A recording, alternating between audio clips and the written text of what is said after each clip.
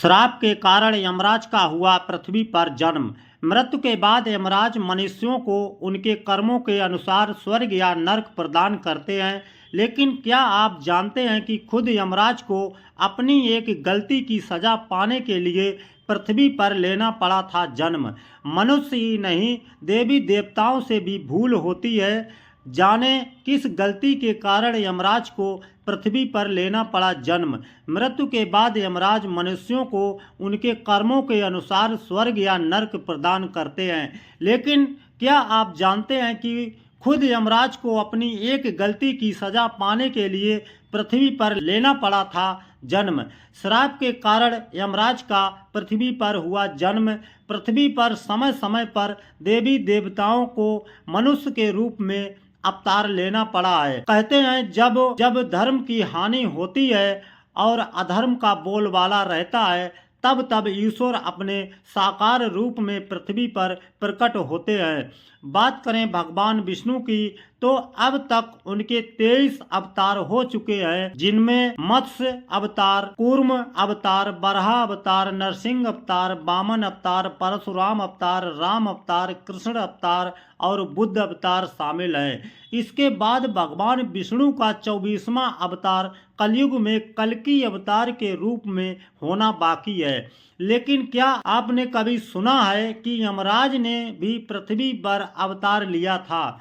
यदि नहीं तो आज हम आपको बताएंगे कि मृत्यु के देवता यमराज आखिर किस मनुष्य के रूप में कब अवतार लिया।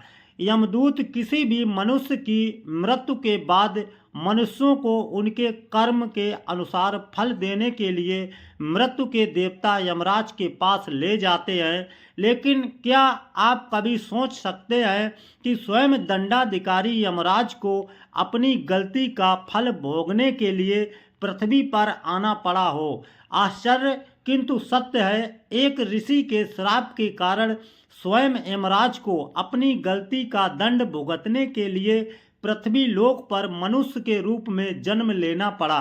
कहते हैं कि महाभारत काल में मांडव नाम के एक ऋषि को एक बार राजा ने भूल से चोरी की सजा में फांसी पर लटकाने की सजा सुना दी।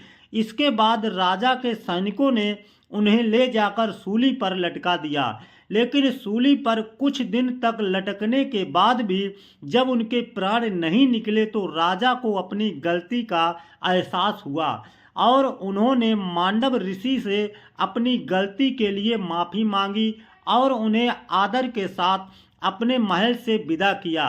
राजा के महल से निकलने के बाद मांडव ऋषि यमराज के पास पहुँचे और उनसे पूछा कि आखिर मैंने कौन सा अपराध किया था जो मुझे इसकी ये सज़ा मिली।